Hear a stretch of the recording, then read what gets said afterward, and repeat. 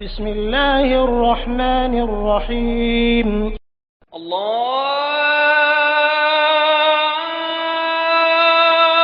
أكبر الله أكبر الله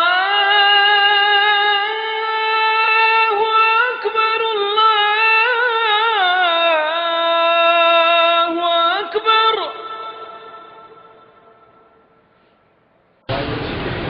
نحمده نصلي على رسوله الكريم أعوذ بالله السميع العليم من الشيطان الرجيم من همزه ونفخه ونفثه بسم الله الرحمن الرحيم قل هو الله أحد الله الصمد لم يلد ولم يولد ولم يكن له كفوا أحد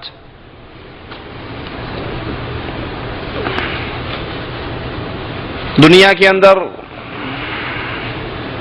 کامیاب ہے وہ انسان جسے اپنے اچھے اور برے کا علم ہو، اچھے اور برے کی تمیز ہو۔ والدین بچپن میں اپنے بچے پر خاص نگاہ رکھتے ہیں، اس لیے کہ یہ چھوٹا ہے، بے عقل ہے، ابھی اسے اچھے اور بھلے کی تمیز نہیں، اچھائی اور برائی میں فرق نہیں کر سکتا۔ اور جب انسان عقل مند ہو جاتا ہے اسے خیر اور شر کا علم ہوتا ہے۔ حذیفہ بن یمان رضی اللہ عنہ وارضہ فرماتے ہیں، لوگ رسول اللہ صلی اللہ علیہ وسلم سے خیر کی باتوں کا سوال کرتے اور میں رسول اللہ صلی اللہ علیہ وسلم سے شر کے بارے میں سوال کرتا، اس ڈر سے کہ کہیں بے علمی میں اس شر کے اندر مبتلا نہ ہو جاؤں۔ اسلام میں سب سے بڑی خیر، سب سے بڑی بھلائی، سب سے بڑی اچھائی اللہ کی معرفت، اللہ کی پہچان، توحید کا علم، اللہ سے دوستی، اللہ سے تعلق، یہ سب سے بڑی بھلائی ہے۔ جس کو یہ بھلائی مل جائے وہ کامیاب ہے۔ اور اسلام میں سب سے بڑا شر، سب سے بڑا فتنہ، سب سے بڑا فساد، سب سے بڑی برائی اللہ کی وحدانیت میں کسی اور کو شامل کرنا۔ کامیاب ہے وہ مسلمان جسے توحید کا بھی علم ہو اور شرک کا بھی علم ہو۔ اسی لیے حضرت عمر رضی اللہ عنہ وارضہ فرمایا کرتے تھے، جب اسلام میں ایسے لوگ پیدا ہو جائیں جنہیں خیر کے ساتھ ساتھ شر کا علم نہ ہو، اچھائی کے ساتھ ساتھ برائی کی اطلاع نہ ہو، برائی کے بارے میں جانچ پڑتال نہ ہو، بس جی نماز پڑھ لیتے ہیں، داڑھی رکھی ہوئی ہے، تسبیح کر لیتے ہیں، جو جہاں لگا ہے ٹھیک لگا ہے، کوئی غلط نہیں، کسی کو کچھ نہ کہیے۔ جب ایسے لوگ پیدا ہو جائیں جنہیں شر اور شرک کا علم نہ ہو، عمر ابن خطاب فرماتے ہیں اس دن اسلام ٹکڑے ٹکڑے ہو کر تقسیم ہو جائے گا۔ اسلام کا قیام کب تک ہے؟ جب تک اللہ کی وحدانیت کا علم اور اس کے ساتھ ساتھ اللہ کے ساتھ کسی اور کو شامل کرنے کا جرم اس کی آگاہی رہے، کیونکہ یہ شر بہت بڑا فتنہ ہے، اتنا عظیم فتنہ ہے کہ اللہ عز و جل اس کے بارے میں خاص اعلان کرتا ہے، ان اللہ لا یغفر ان یشرک بہ ویغفر ما دون ذلک لمن یشاء۔ جو اس شر میں مبتلا ہو گیا، جس کو شرک کی بیماری لگ گئی، اس کو اللہ نے کبھی معاف کرنا ہی نہیں۔ یہ چھوٹی بات نہیں، یہ چھوٹا مسئلہ نہیں، یہ کینسر ہے، یہ سرطان ہے، یہ بیماریوں کی جڑ ہے، یہ ہلاکتوں کا سبب ہے۔ اس لیے جہاں اہل ایمان پر اللہ پر ایمان لانا واجب ہے، اس کے ساتھ ساتھ اللہ کے ساتھ جس کسی کو شریک کیا جاتا ہے اس کی معرفت بھی ضروری ہے، اس کی پہچان بھی ضروری ہے کہ یہ توحید ہے، یہ شرک ہے، اس پہ عمل کرنا ہے، اس سے دور رہنا ہے۔ ہمارے ہاں تو مولویوں نے ویسے عقلیں مار دی۔ پچھلے دنوں میں طاہر القادری صاحب کی کیسٹ سن رہا، وہ فرمانے لگے کہ اب اس امت کے اندر شرک آ ہی نہیں سکتا۔ رسول اللہ صلی اللہ علیہ وسلم کی حدیث ہے، آپ نے فرمایا اے میرے صحابہ، شیطان تم سے نا امید ہو گیا کہ دوبارہ تم سے بتوں کی پوجا کروائے۔ میں تم پہ جس چیز سے ڈرتا ہوں وہ دنیا کی فراخی ہے، او کما قال علیہ الصلوۃ والسلام۔ دیکھو جی، اللہ کے نبی کی حدیث آ گئی، اس امت میں شرک ہو ہی نہیں سکتا۔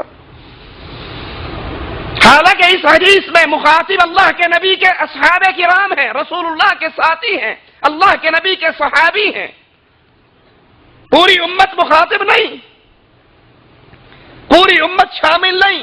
امت کے بارے میں تو رسول اللہ صلی اللہ علیہ وسلم نے فرمایا اس وقت تک قیامت قائم نہیں ہوگی جب تک تمہارے اندر میں سے ایک گروہ یہود و نصارہ سے جا کر نہ مل جائے، جس طرح انہوں نے شرک کیا ویسے یہ بھی شرک کریں گے، ان کے نقش قدم پہ چلیں گے۔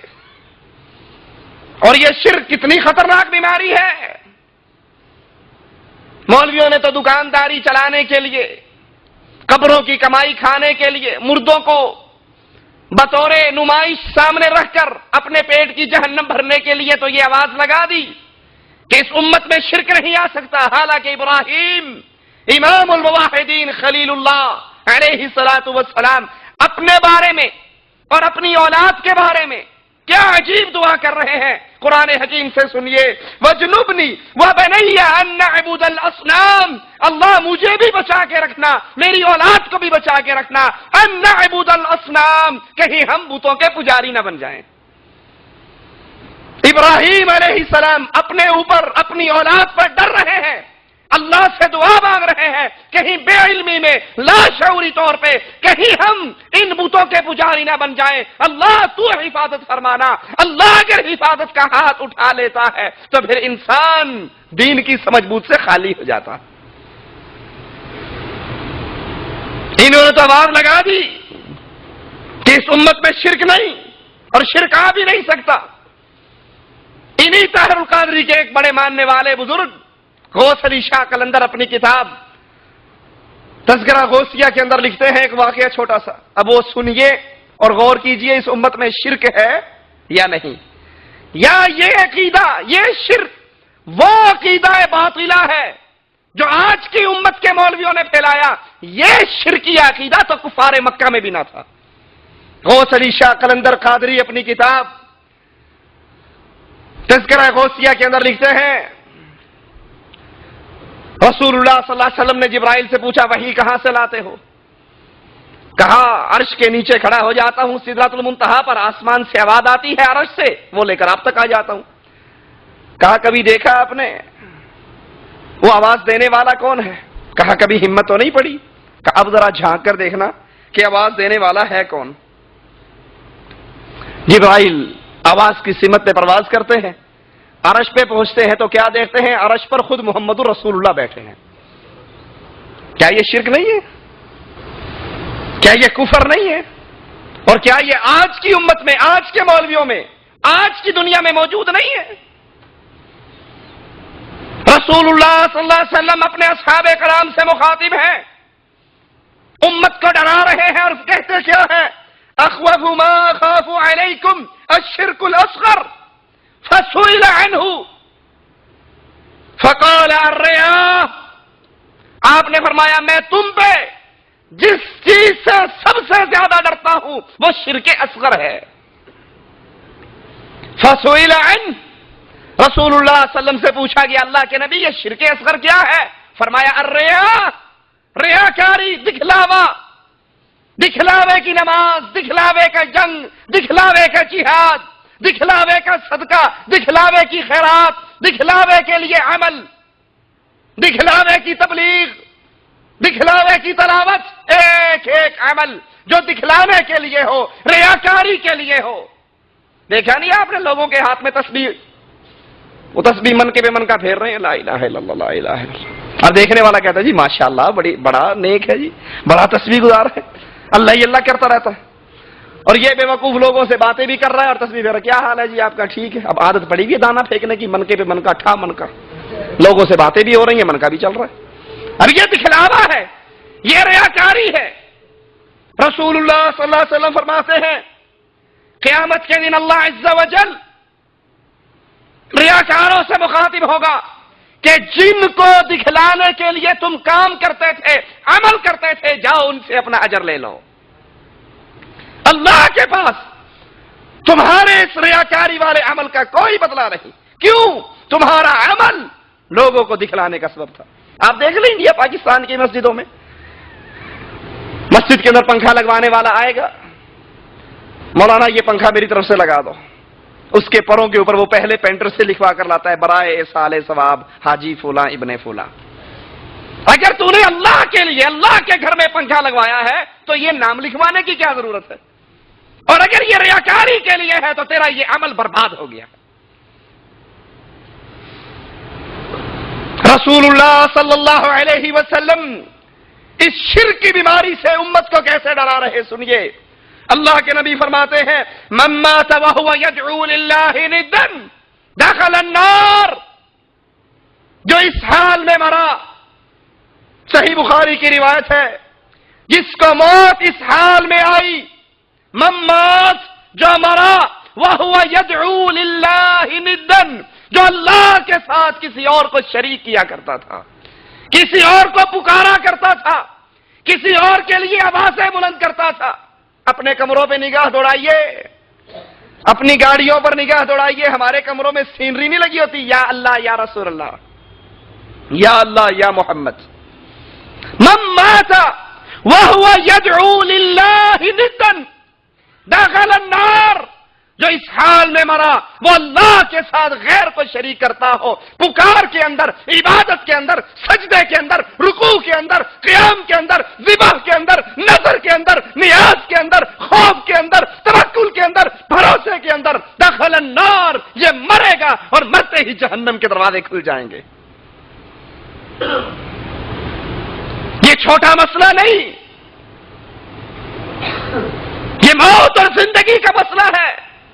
یہ زندگی پہلا اور آخری چانس، پھر موقع نہیں ملے گا۔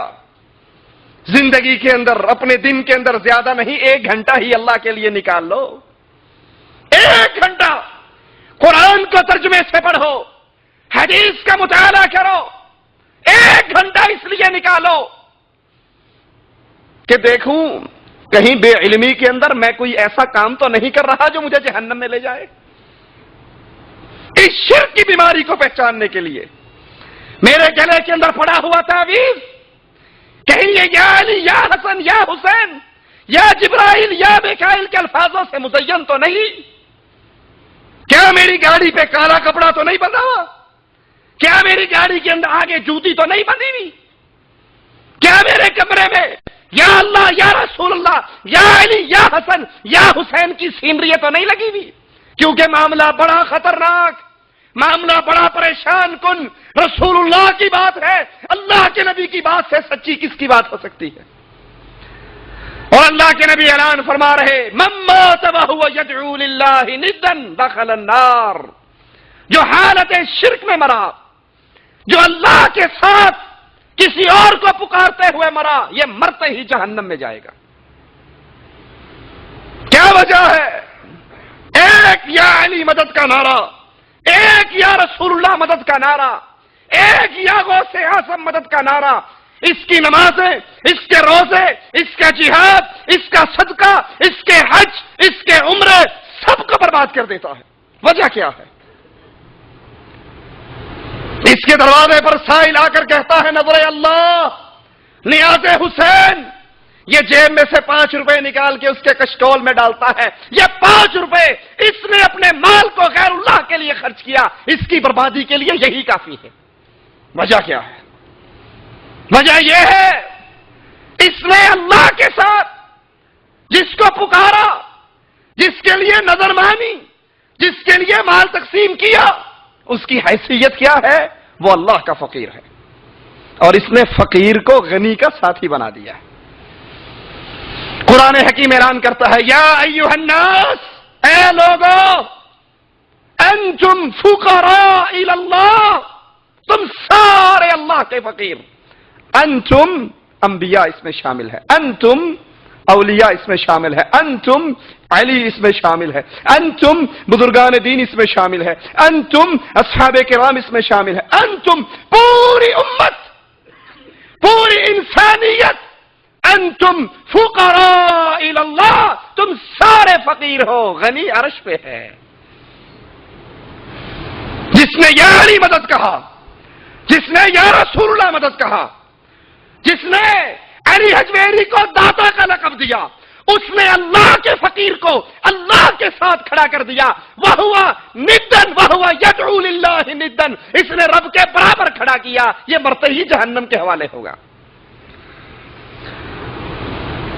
جابر بن عبداللہ صحیح مسلم کے اندر روایت ہے، بیان فرماتے ہیں رسول اللہ صلی اللہ علیہ وسلم نے فرمایا من لقی اللہ لا یشرک بہ شیئا دخل الجنہ، سبحان اللہ، من لقی اللہ، جس کی اللہ سے لقاء ہوئی، اللہ سے ملاقات ہوئی، اللہ کے پاس پہنچا اس حال میں کہ اس نے شرک نہیں کیا، اس کی شادی کو 10 سال بھی گزر گئے، پڑوسن نے بہت کیا، تو نہیں مانتی، 4 سال تک مجھے بھی اولاد نہیں ہوئی تھی، بالآخر ڈولے شاہ کے دربار پہ چڑھاوا چڑھا کر آئی، تو نہیں مانتی، لیکن مجھے بھی اولاد بڑی امام سرکار کے دربار سے ہی ملی تھی، وہ لاکھ کہتی رہتی تجھے فلاں بیماری ہے، فلاں حضرت کے قبر کی مٹی لا کے چاٹ لے، تیرا بچہ نہیں بولتا، پیر توتے شاہ کی مٹی چٹا دے، فوراً بول پڑے گا، تم سنتی نہیں ہے، بہری ہے۔ لاہور کے پیر گھوڑے شاہ صاحب کے دربار سے نمک لا کے سرسوں کا اس کے کان میں ڈال، بابے کی کرامت سے فوراً سننے لگ جائے گا۔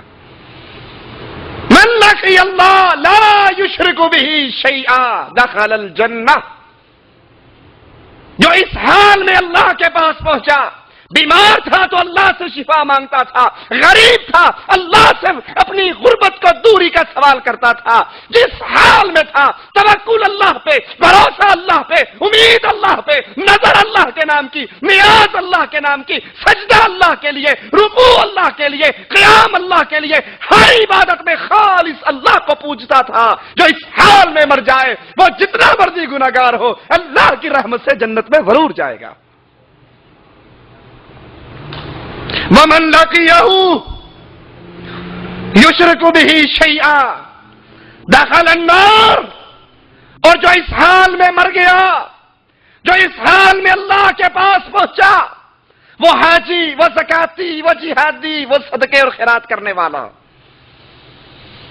وہ ہر سال رمضان میں عمرہ کرنے والا، کتنا نیک، لیکن بابا جی کے عرس پہ ننگے پاؤں چلا کر جایا کرتا تھا، بابا جی کے عرس پہ چادر لے جا کر اور چادر کے اندر پیسے پھینکتا ہوا جایا کرتا تھا، پھولوں کی نظر بابا کے دربار پہ مانا کرتا تھا، مسجد میں جوتی پہن کے چلا جاتا لیکن دربار پہ ننگے پاؤں ہی جاتا، بابا ناراض ہو جائے گا۔ من لقیہ، جو اللہ کے پاس پہنچا، دیکھا ہوگا انڈیا پاکستان میں اپنے دعوت اسلامی والوں نے سٹیکر چھپوائے، بیج بنائے ہوئے یا رسول اللہ مدد، اور وہ بیچارے جو اندر باہر سے کالے ہیں انہوں نے بیج بنوائے ہوئے یا علی مدد، جن کا اندر بھی کالا ہے باہر بھی کالا ہے۔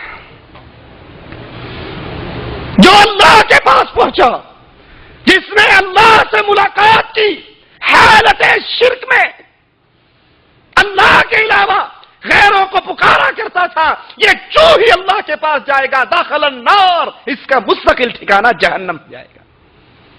خطرناک، بڑی خطرناک بیماری، یہ سر میں درد، یہ ٹانگ میں درد نہیں ہے، یہ کینسر ہے۔ سر میں درد ہو تو پیراڈول کی گولی سے کام چل جاتا ہے، اور جب کینسر ہو وہ انسان کو ہلاکت کے منہ میں پہنچا دیتا ہے۔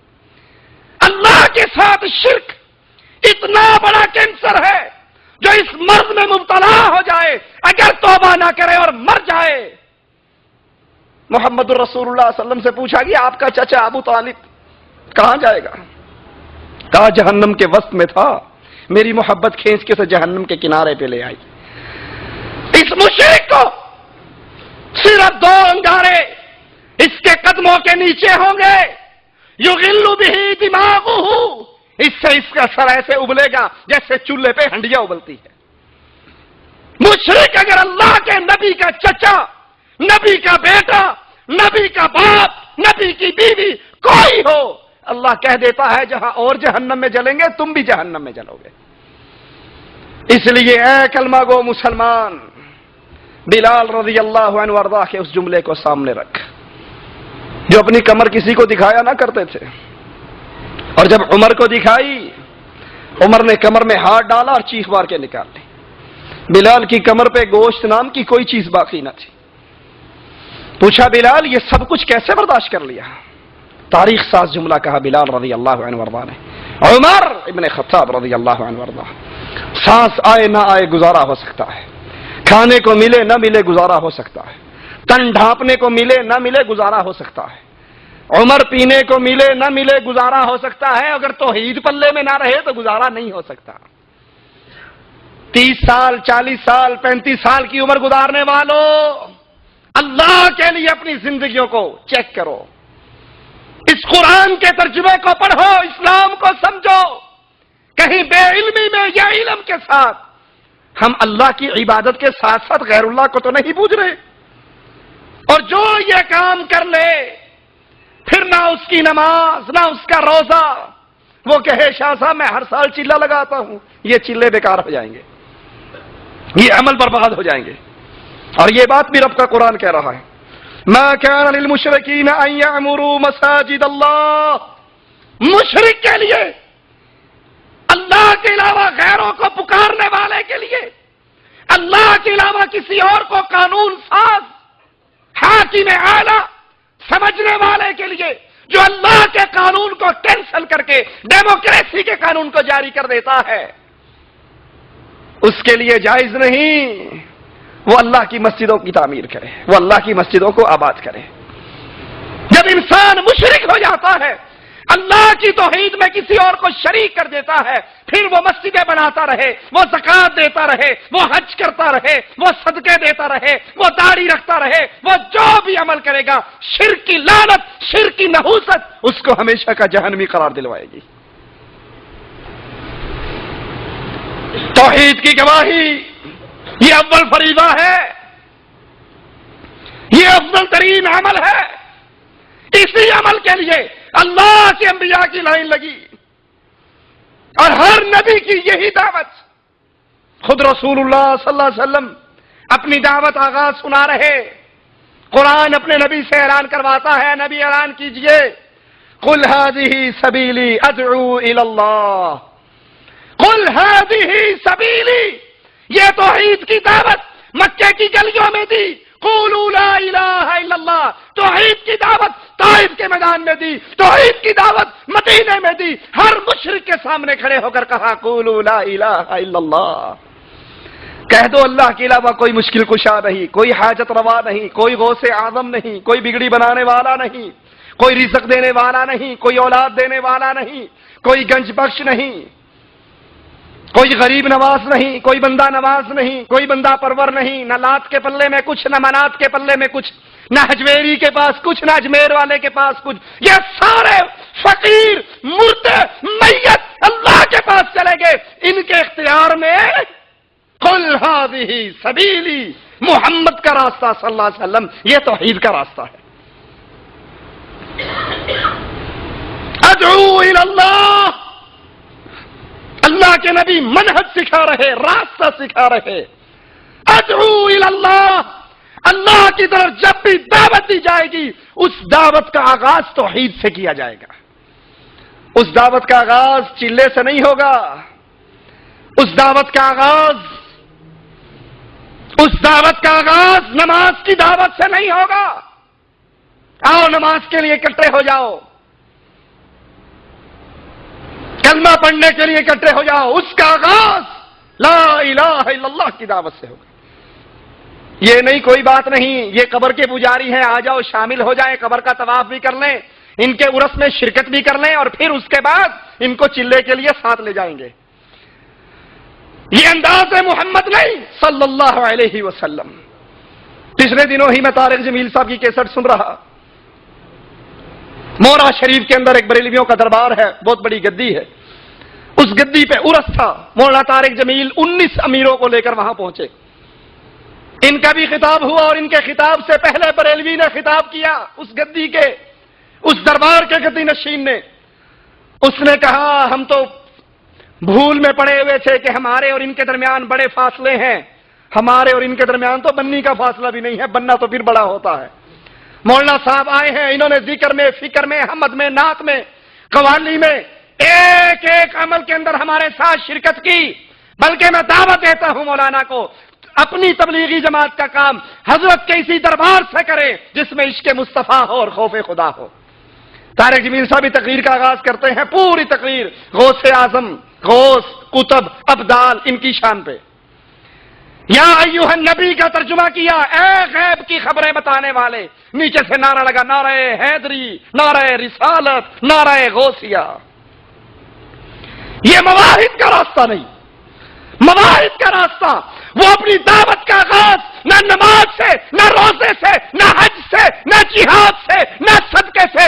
قل ہذہ سبیلی، وہ اپنی دعوت کا راستہ لا الہ الا اللہ سے کرتا ہے. ادعو الی اللہ، نماز بعد میں، روزے بعد میں، صدقہ بعد میں، ذکر بعد میں، سارے عمل بعد میں. پہلے اعلان کرو جو قبر میں دفن ہو گیا یہ داتا نہیں ہو سکتا. پہلے اعلان کرو جو قبر کی مٹی میں مل گیا یہ غوث اعظم یہ بری نہیں کر سکتا، یہ مشکل کشا نہیں ہو سکتا، اس کے پلے میں کچھ نہیں. انتم فقراء الی اللہ، تم سارے بندے. رسول اللہ صلی اللہ علیہ وسلم اعلان کر رہے ہیں، قل هذه سبیلی ادعو الی اللہ علی بصیرہ. توحید کی دعوت، عقیدے کی دعوت، ایمان کی دعوت بصیرت کی دعوت ہے، جذبات کی دعوت نہیں، بصیرت کی دعوت ہے. ہم جو یہ کہتے ہیں کہ اللہ کے علاوہ اس زمین پہ کوئی مختار کل نہیں، کوئی موت و حیات کا مالک نہیں، کوئی اللہ کے مقابلے پہ داتا نہیں، داتا اللہ ہے. یہ جذباتی بات نہیں، یہ عقل مندی کی بات ہے. بڑے سے بڑا آدمی، بڑے سے بڑا بزرگ، کیا وہ مرا تھا یا نہیں مرا تھا؟ کیا اس کے کپڑے پھاڑے گئے تھے یا نہیں؟ کیا اس کو غسل دیا گیا تھا؟ نہیں. کیا اس کے جسم کو ننگا کیا گیا یا نہیں؟ کیا اس کی شرمگاہوں کو کسی غیر آدمی نے دھویا یا نہیں؟ کیا اس کو کندھے پہ اٹھایا یا نہیں؟ کیا اس کو قبر میں اتارا یا نہیں؟ جو اپنے کپڑے اتارنے کے لیے محتاج، جو اپنے ایک ایک عمل کے لیے محتاج، بتاؤ وہ اللہ کے مقابلے پر داتا کیسے ہو سکتا ہے؟ قل هذه سبیلی، یہ میرے راستے کی دعوت، یہ محمد الرسول اللہ صلی اللہ علیہ وسلم کی دعوت، یہ اللہ کے نبی کی توحید والی دعوت. کیسے؟ علی بصیرہ، یہ دلیل کے اوپر، یہ عقیدے کے اوپر، یہ بصیرت کے ساتھ، جذبات کے ساتھ نہیں، بغیر دلیل کے نہیں. انا، یہ دعوت کون دے رہا ہے؟ محمد رسول اللہ صلی اللہ علیہ وسلم. اور جو اللہ کے رسول صلی اللہ علیہ وسلم کی اتباع کرے اس کی دعوت یہی لا الہ الا اللہ کی دعوت ہے. وسبحان اللہ، تم کہو حجویری داتا ہے، سبحان اللہ، اللہ پاک ہے.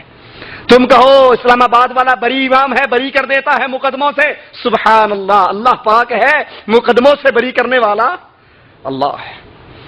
تم کہو علی مشکل کشا، سبحان اللہ، یہ تو اللہ کی صفت ہے. تم کہو اجمیر والا غریب نواز، سبحان اللہ، یہ تو اللہ کی شان ہے. خود رسول اللہ صلی اللہ علیہ وسلم اپنے گھر سے نکلتے ہیں، سامنے سے ابو بکر کو آتا ہوا دیکھتے ہیں، پوچھتے ہیں صدیق کیوں گھر سے نکلا ہے؟ کہا آقا بھوک نے گھر سے نکال دیا ہے. ادھر سے عمر ابن خطاب آ رہے ہیں، عمر تو کیوں گھر سے نکلا ہے؟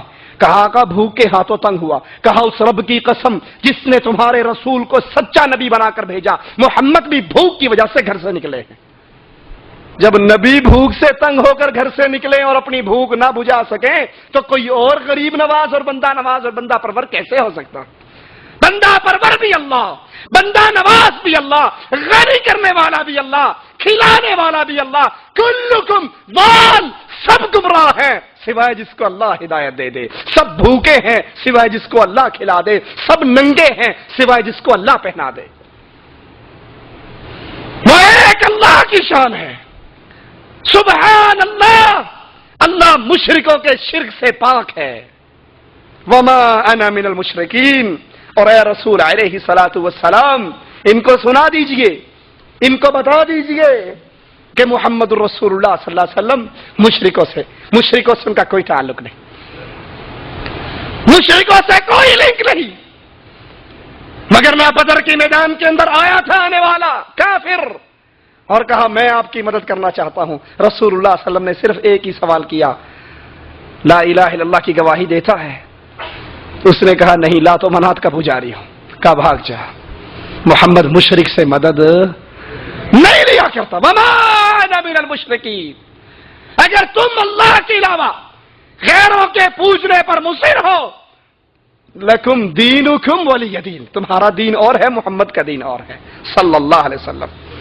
حافظ ابن کثیر رحمہ اللہ فرماتے ہیں اس آیت میں اللہ اپنے رسول کو یہ حکم ارشاد فرما رہا ہے کہ لوگوں کو اصل راستے اور اصل منہج کی دعوت دیں، اس سے آگاہ کریں، اور وہ اصل منہج کیا ہے؟ لا الہ الا اللہ کی گواہی دیتے رہنا، توحید کو چھوڑ کر نماز کی دعوت، چلے کی دعوت، ذکر کی دعوت یا کوئی اور دعوت وہ محمدی دعوت نہیں کہلا سکتی۔ محمد رسول اللہ صلی اللہ علیہ وسلم کی دعوت وہی دعوت ہوگی جس کی بنیاد لا الہ الا اللہ پر ہوگی، اور وہ کامیاب بھی ہوگی، اور وہ کامیاب بھی ہوگی۔ ماضی قریب کا واقعہ آپ کے سامنے نہیں، آپ تو سعودیہ میں رہتے ہیں۔ محمد بن عبد الوہاب رحمت اللہ علیہ یہی اس مملکہ سعودی عربیہ سے اٹھے، لا الہ الا اللہ کی دعوت لے کر، کسی مشرک کو ساتھ نہیں ملایا، کسی بدعتی کو ساتھ نہیں ملایا، تنہا اس بستی والوں نے مارا، اس بستی میں گئے، وہاں سے نکالا، دریا میں پہنچے، دریا سے نکالا تو کسی اور بستی کا رخ کر لیا، لیکن دعوت کو نہیں چھوڑا۔ یہ نہیں کہا کوئی بات نہیں، متحدہ مجلس سے عمل بنا لو، قاضی حسین صاحب بھی آ جائیں، ساجد نقوی بھی آ جائے، مشرک بھی آ جائے، کافر بھی آ جائے، بدعتی بھی آ جائے، مواحد بھی آ جائے، مل کر کوئی کام کرتے ہیں۔ ایک گڑ کی پیسی سمجھتے ہیں نا، گڑ کی ڈلی، اس کو رکھ دو یہاں پر اور کیڑے لا کے سائیڈوں پر چھوڑ دو، اور کیڑوں سے کہو کہ ذرا اس گڑ کا خیال رکھنا، ہم ابھی آتے ہیں، گھنٹے بعد واپس آؤ گے تو گڑ ملے گا۔ کیوں؟ کیڑے مکوڑے گڑ کے دشمن ہیں۔ جو یہ علی مدد کہتا ہے، جو اللہ کے مقابلے پہ پنجتن پاک کو پوچھتا ہے، جس کا عقیدہ ہے لی خمسہ اطفی بیہا حر الوبا، میری ہر مصیبت کو دور کرنے والے محمد مصطفیٰ مرتضی وابنیہما والفاطمہ، محمد علی حسن حسین فاطمہ ہے، وہ اسلام توحید کا دشمن ہے یا توحید کا رکھوالا ہے؟ جو یہ آواز لگائے ناد علی مظہر العجائب تجدہ عونا لکا فی النوائب، کہ یاد ناد علی، یا علی مدد کہنا، خشکی ہو تری ہو، ہر جگہ پہ پکارو، ہر جگہ پہ تمہاری مشکل کشائی کے لیے مولا علی مشکل کشا پہنچے گا۔ یہ توحید کا دشمن ہے یا توحید کا رکھوالا ہے؟ جو اپنی اذان سے پہلے کہے الصلاۃ والسلام علیکہ یا نور من نور اللہ، محمد اللہ کے نور کا ٹکڑا ہے، جزو ہے، پیس ہے، اللہ کے نور سے الگ ہوئے ہیں، وہ اللہ کی ذات میں شرک کر رہا ہے، توحید کا رکھوالا ہے یا دشمن ہے؟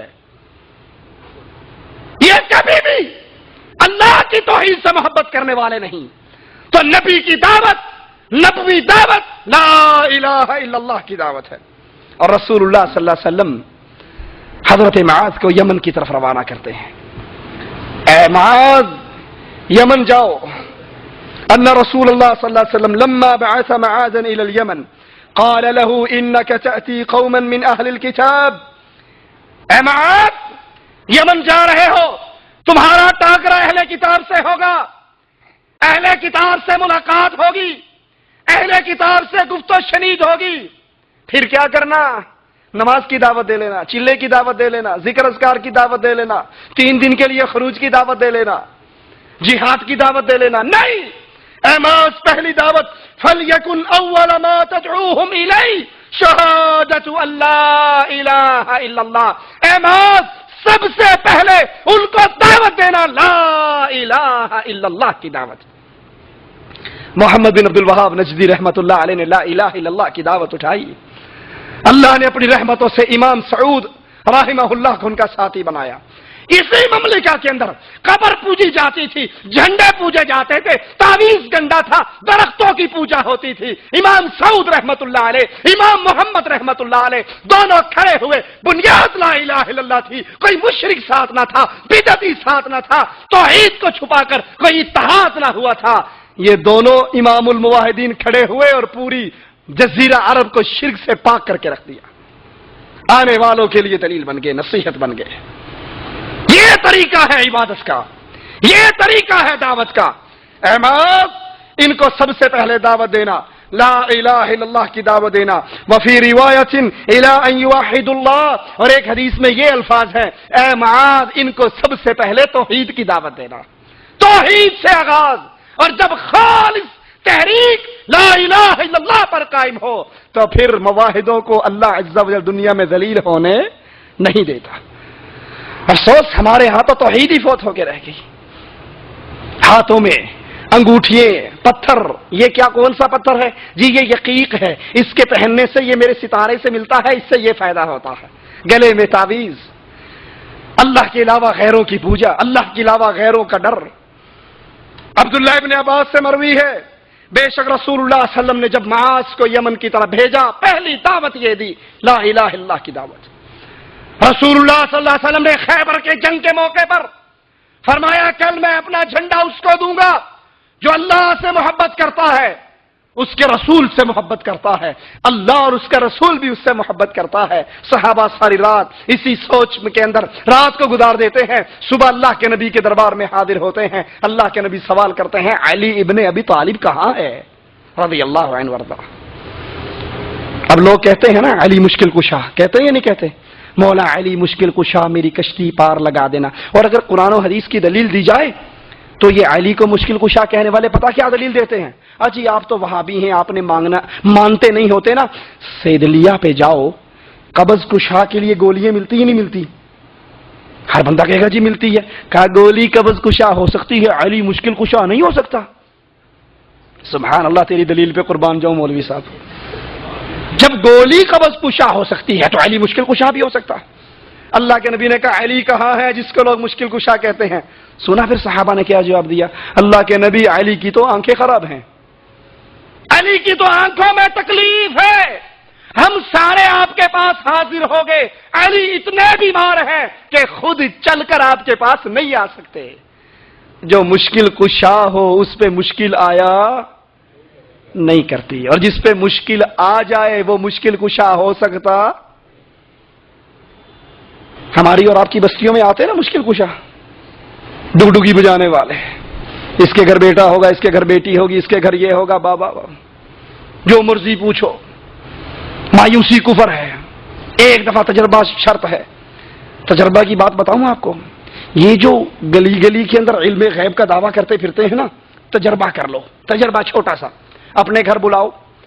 ویسے ہمارے یہاں پیروں کی خدمت بہت ہوتی ہے, لیکن ایسے مشکل کشا کی خدمت خوب کرو. مرغا کھلاؤ, کبسا کھلاؤ, چاول کھلاؤ, پیپسی پلاؤ. اور جب پیٹ اس کا فل ہو جائے گا نا, آدھے گھنٹے بعد کیا کہے گا؟ اجی بھائی وہ حمام کہاں ہے؟ کہے گا یا نہیں کہے گا؟ اللہ کے لیے پوچھتا ہوں. لوٹا مانگے گا نا آپ سے, حمام کا راستہ پوچھے گا, اسے کہو جناب آپ تو مشکل کشا ہو, آپ تو بیٹے دے دیتے ہو, آپ ڈوبی دی کشتیوں کو پار لگا دیتے ہو, آپ بڑے کرنی بھرنی دھرنی والے ہو, اس چھوٹی سی چیز نے آگے لگا لیا آپ کو, اس کو پیٹ کے اندر ہی اندر کہیں کراس کر لو. یہ چھوٹی سی مشکل پڑی ہے, اس چھوٹی سی مشکل کشائی نہیں کر سکتے تو مریبوں کی ملاقات کیسے کروا دیتے ہو؟ وہ ایک پیر صاحب ٹرین میں بیٹھے ہوئے, مرید نے نماز کا ٹائم ہو, نماز پڑھی, پیر سے کہا پیر جی آپ نہیں پڑھتے؟ کہا ساڑا دل ہی پڑھتا رہتا سی, اندروں اندروں اللہ کرتے رہنے ہیں, اندر اندر سے اللہ ہوتی رہتی ہے ہماری, ہمیں ظاہری نماز کی ضرورت نہیں. تھوڑی دیر بعد دیکھا پیر صاحب لوٹا اٹھا کے لیٹرین جا رہے ہو. مرید نے کہا بزرگوں کہاں حمام جا رہا ہوں. کہا اس کو بھی اندر اندر کر لو, 18 رکھتے اندر اندر کر لی تو یہ چھوٹی سی چیز اندر اندر نہیں ہو سکتی. یہ جھوٹ بولنے والے, ایمان اور عقیدے سے کھیلنے والے. کہا علی کہاں ہے؟ اللہ کے نبی علی کی آنکھیں خراب ہیں، بلا کے لاؤ۔ اللہ کے نبی نے لعاب دہن حضرت علی کی آنکھوں پہ لگایا، اللہ نے شفا دے دی۔ کہا علی جاؤ، یہ جھنڈا لے کر جاؤ، یہودیوں کے صحن میں اترو، خاموشی سے جاؤ، اور سب سے پہلے یہودیوں کو لا الہ الا اللہ کی دعوت دو۔ انہیں کہو قل تعالوا الى کلمۃ سواء بیننا وبینکم الا نعبد الا اللہ۔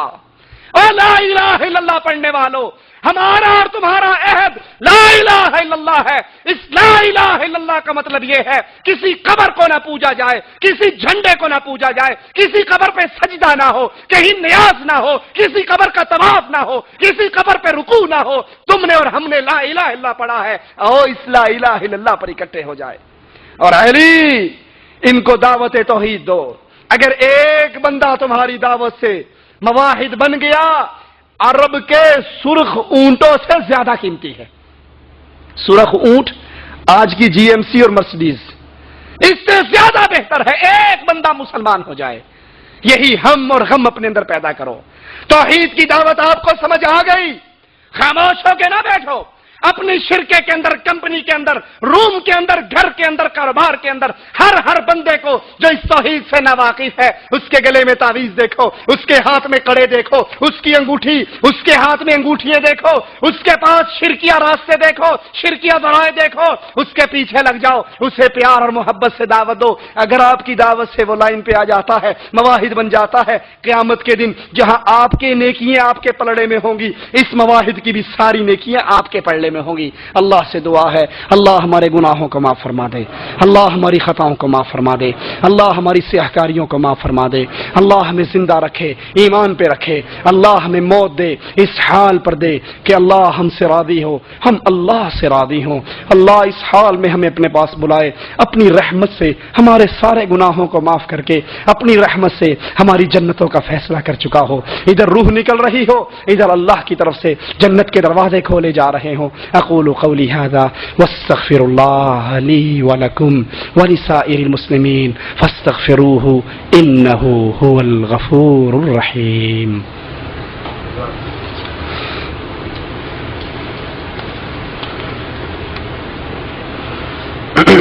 اسلام میں لونڈی کی کیا حیثیت ہے؟ کیا نکاح کے بغیر لونڈی سے ہم بستری کر سکتے ہیں یا نہیں؟ ہمارے ایک ساتھی نے کہا کہ بغیر نکاح کے لونڈی کے ساتھ ہم بستری زنا ہے۔ قرآن و سنت کی روشنی میں واضح کریں۔ لونڈی بغیر نکاح کے ہی رہی جاتی ہے، لیکن کب؟ جب اسلامی خلیفہ، مسلمانوں کا خلیفہ جہاد کا حکم دے، کفار کے علاقوں پر حملہ ہو اور ان کو دعوت توحید دی جائے، وہ دعوت توحید نہ مانے، ان کو ٹیکس ان پر لگایا جائے، وہ ٹیکس دینے کے لیے بھی تیار نہ ہو، پھر ان سے جہاد کیا جائے۔ اب ان کے جو مرد اور عورتیں گرفتار ہوں گی، وہ مرد غلام بنیں گے، عورتیں لونڈیاں بنیں گی۔ جس کو جو اچھی لگے قابو کر لے، یہ چکر نہیں۔ وہ سارا مال غنیمت امیر المؤمنین خلیفۃ المسلمین کے پاس آئے گا اور پھر وہ اس کو لشکر میں تقسیم کریں گے۔ آپ کو صرف لونڈی نظر آ رہی ہے، پیچھے کٹتی ہوئی گردنیں نظر نہیں آئی؟ یہ لونڈیے میٹھا میٹھا ہاپ ہاپ کوڑا کوڑا تھو تھو والی بات نہیں، پہلے گردنیں کٹوانی پڑتی ہیں، پہلے میدان جہاد میں کفار کا مقابلہ کرنا پڑتا ہے، اس کے بعد جا کر یہ معاملہ ہے۔ نماز میں پاجامہ یا تہمت وغیرہ ٹخنے سے اوپر رکھنا ضروری ہے یا ہر وقت ٹخنے سے اوپر رکھنا ضروری ہے؟ نماز میں پاجامہ اور تہمت ٹخنے سے اوپر رکھنا صرف نماز میں ضروری نہیں ہے، مرد کے لیے ہمیشہ ضروری ہے، مرد کے لیے ہمیشہ ضروری ہے۔ جو کپڑا ٹخنے سے نیچے ہے ففی النار، یہ آگ میں جانے والی چیز ہے۔ کتنا ضروری ہے اس کو آپ اس واقعے سے سمجھ سکتے ہیں۔ عمر ابن خطاب رضی اللہ عنہ وارضہ جب زخمی ہو کر گر گئے، ایک نوجوان ان کی عیادت کے لیے آیا، یہ واپس جا رہا تھا، عمر ابن خطاب کی نگاہ اس کے ٹخنوں پر پڑی، کہا اس کو واپس بلاؤ۔ جب یہ آیا اسے کہا بھتیجے اپنے کپڑے کو بلند کر، یہ تیرے دل کو بھی پاک رکھے گا اور تیرے کپڑے کو بھی پاک رکھے گا۔ تو ہر وقت مرد کے اوپر لازم ہے اس کا ٹخنا ننگا رہے۔ الٹ حساب چل پڑا ہے، گرلز کالج کے باہر سے گزرتے ہوئے دیکھ لو، لڑکیوں کی شلواریں آدھی پنڈلیوں پر ہوگی اور لڑکوں کی زمین کے ساتھ لٹکتی ہوئی جا رہی ہوں گی۔ جو ان کے لیے حکم تھا وہ چھوکروں نے اپنا لیا، جو چھوکروں کے لیے تھا وہ لڑکیوں نے اپنا لیا، الٹی گنگا بہ رہی ہے۔ مرد کے لیے حکم ہے اس کا ٹخنا ننگا رہے، اور لڑکی کے لیے حکم ہے، اللہ کے نبی نے فرمایا جو تکبر سے اپنی چادر لٹکاتا ہے اس کے لیے وعید بیان کی۔ تو ام سلمہ کہنے لگی اللہ کے نبی پھر عورتیں کیا کریں؟ فرمایا عورتیں ایک ہاتھ اپنا کپڑا اپنے پاؤں سے نیچے رکھیں۔ تو ام سلمہ نے کہا اللہ کے نبی جب عورتیں چلیں گی تو چلنے کی وجہ سے یہ کپڑا اٹھے گا، ایک بالشت اوپر رکھیں تو ان کے تو پاؤں نظر آئیں گے، پاؤں بے پردہ ہو جائیں گے۔ فرمایا پھر عورت ایک ہاتھ اپنا کپڑا زمین پہ لٹکائے، لیکن مرد کے لیے حکم ہے کہ وہ ٹخنے کو ننگا رکھے۔ اور یہاں سے ایک اور بات بھی سمجھ آتی ہے، جب عورت اپنے پاؤں کو چھپائے گی تو اس منہ کو کھلا رکھے گی یا چھپائے گی؟ جب شریعت میں پاؤں چھپانے کا حکم ہے تو منہ چھپانے کا تو بالاولیٰ حکم ہے۔ فرض نماز میں یا سنت یا وتر میں ہاتھ اٹھا کر دعا کر سکتے ہیں جس کو عربی زبان میں دعا نہ آتی ہو، کیا وہ اپنی زبان میں دعا کر سکتا ہے؟ فرض نماز کے بعد حدیث میں آتا ہے دعا قبول ہوتی ہے۔ اگر کوئی انفرادی طور پہ ہاتھ اٹھا کر دعا مانگتا ہے تو کوئی حرج نہیں۔ جو ہمارے ہاں طریقہ رواج پا چکا ہے انڈیا پاکستان بنگلہ دیش میں کہ نماز ختم ہوتے ہی اجتماعی دعا کے لیے ہاتھ اٹھا دیے جاتے ہیں، یہ محمد صلی اللہ علیہ وسلم کی سنت سے ثابت نہیں ہے۔ وتر کے اندر قنوت پڑھتے ہوئے ہاتھ اٹھانا باقاعدہ وتر کے لیے تو کسی حدیث سے ثابت نہیں، لیکن قنوت نازلہ پہ قیاس کرتے ہوئے کچھ لوگ ہاتھ اٹھاتے ہیں، واللہ اعلم۔ ہندوستان میں گائے ذبح کرنا قانون کے مطابق جرم ہے۔ ہندوستانی کچھ علماء کا یہ کہنا ہے کہ جس ملک میں ہم رہتے ہیں اس کا احترام کرنا ضروری ہے، اس لیے گائے کی قربانی جائز نہیں۔ تو کیا ہم قربانی چھپ کر سکتے ہیں؟ یہ تو نہیں کہا جائے گا کہ قربانی جائز نہیں، جو اللہ کے نبی نے حلال کر دی اسے کوئی حرام نہیں کر سکتا، جائز ہے۔ لیکن ہاں جب فتنے کا اتنا ظہور ہے کہ آپ ایک گائے کاٹتے ہوئے اپنے 10 مسلمان بھی کٹوا بیٹھو، فتنہ فساد اتنا ہو جائے، چھپ کر سکو تو ٹھیک ہے کر لو، وگرنہ کوئی اور جانور کر لو، کیونکہ ہم کفار کے ملک میں ہیں اور مسلمانوں کی جان بچانا زیادہ ضروری ہے۔ جائز ہے قربانی کی جائے گی، ہاں اگر اس قربانی کی وجہ سے اتنا فتنہ اور فساد ہوتا ہے کہ کفار مسلمانوں کی بستیوں کو جلا ڈالتے ہیں تو اپنے مسلمان بھائی، اور مسلمان کمزور ہیں تو اپنے مسلمانوں کی جان بچانے کے لیے آپ بکرا کر لو، بھیڑ کر لو، کوئی اور جانور کر لو، ٹھیک ہے۔ اور جب اللہ طاقت دے، جب اللہ حکومت دے تو پھر یہ جانور حلال ہے، جائز ہے، قربانی اس کی درست ہے، واللہ اعلم۔